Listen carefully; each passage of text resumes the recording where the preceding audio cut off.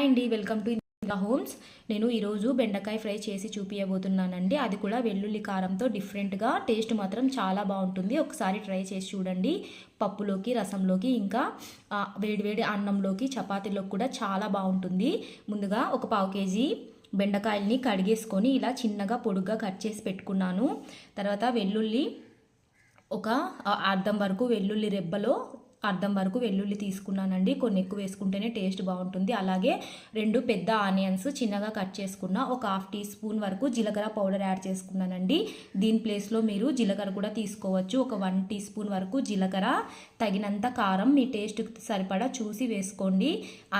అలాగే దీనిలోకే సాల్ట్ కూడా తగినంత చూసి వేసుకొని ముందుగా వీటిని పేస్ట్ లాగా చేసుకోవాలి.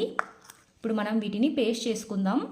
ఇలా పేస్ట్లా చేసి పెట్టుకోవాలి. అల్లం వెల్లుల్లి ఉల్లిపాయ, వెల్లుల్లి, తర్వాత ఇలా ఉల్లిపాయ పేస్టుని రెడీ చేసి పెట్టుకోవాలి. ఇది పక్కన పెట్టుకొని ఒక ప్యాన్లో ఆయిల్ వేసుకుందాము.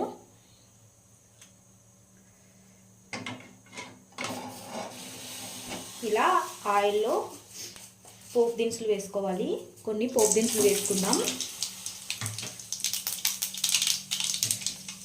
తర్వాత కొంచెం కరివేపాకు. ఇప్పుడు ఇందులోకి బెండకాయలు కూడా తరిగి పెట్టుకున్నాం కదా, వేసుకున్నాం.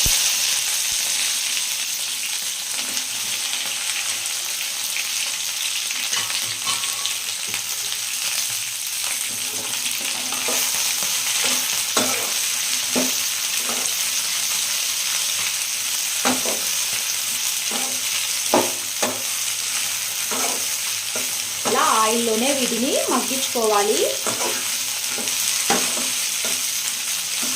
మీడియం మంట పెట్టుకొని వీటిని కొద్దిగా మగ్గించుకుందాము.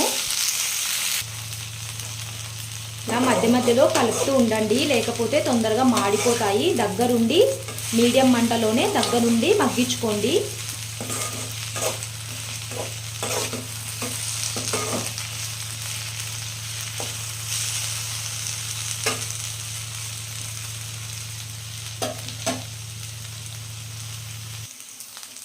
ఇలా బెండకాయ అంతా బాగా మగ్గిన తర్వాత ఇందులోకి ముందుగా మనం రెడీ చేసి పెట్టుకున్న వెల్లుల్లి కారం కూడా వేసేసుకుందాము.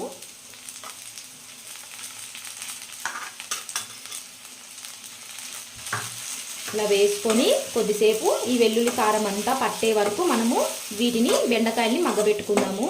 అలాగే పాలకూర చాలా మంది తినరు కదండి, పిల్లలు కానీ పెద్దవాళ్ళు కానీ ఇష్టపడరు కదా. ఈ బెండకాయ ప్లేస్లో పాలకూర కూడా వేసుకొని చేసుకోవచ్చు. అది కూడా చాలా టేస్టీగా ఉంటుంది.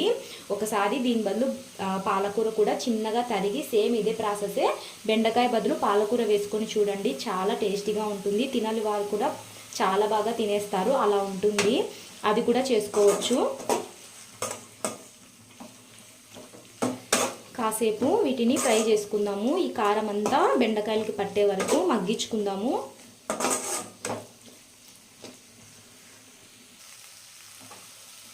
చూసారు కదా, ఇలా ఆనియన్స్, వెల్లుల్లి కారం అంతా బెండకాయలకి పట్టే వరకు మనం ఫ్రై చేసుకోవాలి. ఇలా పట్టిన తర్వాత మనము ఇప్పుడు స్టవ్ ఆఫ్ చేసేసుకొని బౌల్లోకి సర్వ్ చేసేసుకుందాం.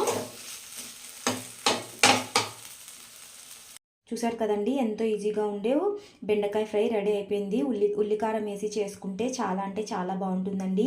చూసారు కదా, వేడి వేడి అన్నంలోకి తింటే సూపర్గా ఉంటుంది. చపాతీలోకి కూడా చాలా బాగుంటుందండి. మీకు కనుక ఈ రెసిపీ నచ్చినట్లయితే నా ఛానల్ని లైక్ చేయండి, షేర్ చేయండి.